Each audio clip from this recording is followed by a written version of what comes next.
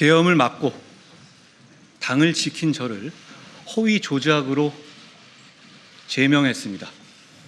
계엄을 극복하고 통합해야 할 때 헌법과 민주주의를 파괴하는 또 다른 계엄이 선포된 것입니다. 국민, 당원과 함께 이번 계엄도 반드시 막겠습니다. 고맙습니다.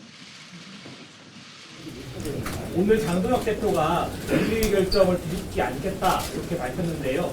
윤리위 대상으로 재심 신청이나 법원 가처분 신청 같은 조치도 좀 고려하실지. 윤리위의 결정은 이미 결론을 정해놓고 끼워 맞춘 요식행위 같은 것이었죠. 이재명 대통령이 백혜룡 썼듯이 장동혁 대표가 2호선 윤민우 같은 사람 써서 이런 결론을 낸 겁니다. 오늘 보셨다시피 윤리위에서는 어제 냈던 핵심 내용들을 두 번에 거쳐서 계속 바꾸고 있잖아요. 그러니까 그렇게 바꾸면서도 제명을 했다. 그러니까 이미 답은 정해놓은 상태 아니겠습니까? 그 윤리위에다가 재심을 신청하는 게 무슨 의미가 있을지 저는 모르겠습니다. 재심을 신청할 생각은 없습니다. 안녕하세요.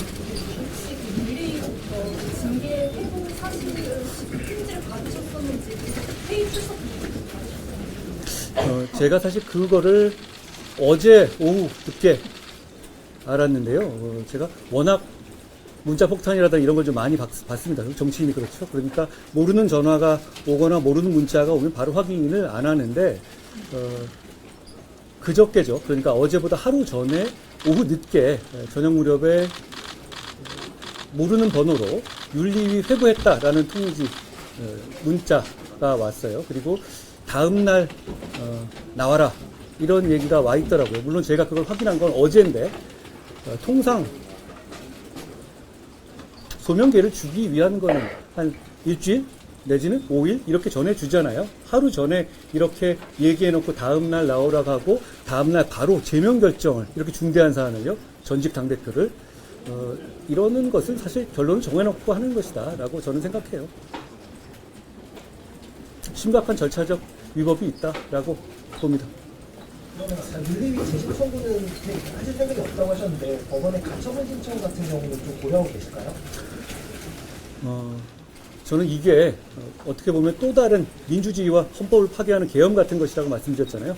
지난 계엄을 막았을 때 그 마음으로 국민 당원과 함께 최선을 다해서 막겠다는 말씀 드립니다. 저 윤리위원장 결정문에서 윤리위원에 대한 공격 때문에 신속하게 결정할 수밖에 없다는 뜻이거든요.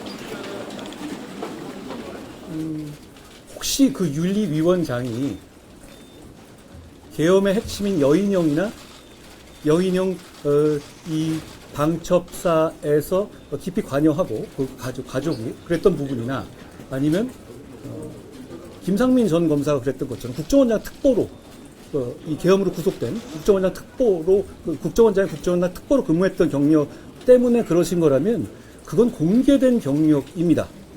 그리고 김건희 여사에 대한 낯뜨거운 어떤 찬양 같은 글도 본인이 공개한 글이잖아요. 본인이 공개한 글이 알려지는 것이 왜 공격인지 전 모르겠고요. 그걸 제가 특별히 탄 것 같지도 않습니다. 무슨 국정원 블랙 요원인가요? 왜 윤리위 위원장의 어떤 사람인지를 우리가 몰라야 합니까? 그동안 윤리위 위원장은 여상원 위원장님 같은 분들, 그러니까 사회적으로 명망 있고 이쪽에 충분히 법적인 지식이라든가 경력이 있는 분들이 일을 맡아 오셨잖아요. 그분이 갑자기 방첩사나 국정원 관련자가 갑자기 아무도 모르는 그런 분이 여기 와서 윤리위원장을 맡는다? 그렇다면 그분이 어떤 분인지에 대해서 파악하는 것은 필요하지 않습니까? 저는 그렇게 생각하는데요. 지도부에서 계속 윤리위나 정리 결정에 대해서 독립적인 기구라는 손해보고 있는 이 부분들에 그렇지 않다는 것을 우리 모두 알고 있죠. 그리고 장동혁 대표 스스로가 방송 같은 데 나와서 2호선이나 윤민우 씨가 얘기하는 똑같은 얘기를 하고 있지 않습니까? 조작이 드러나니까 조작은 본질이 아니라고 하고 내용은 본질이 아니라고 하고 그런 식으로 말을 바꿔가고 있잖아요. 이 문제는 우리 좀 솔직해집시다. 이 문제는 장동혁 대표가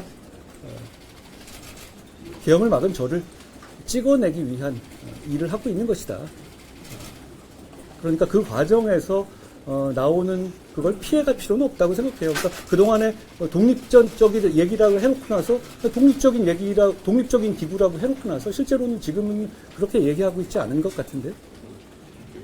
네, 이상 마치겠습니다. 고맙습니다. 고맙습니다. 고맙습니다.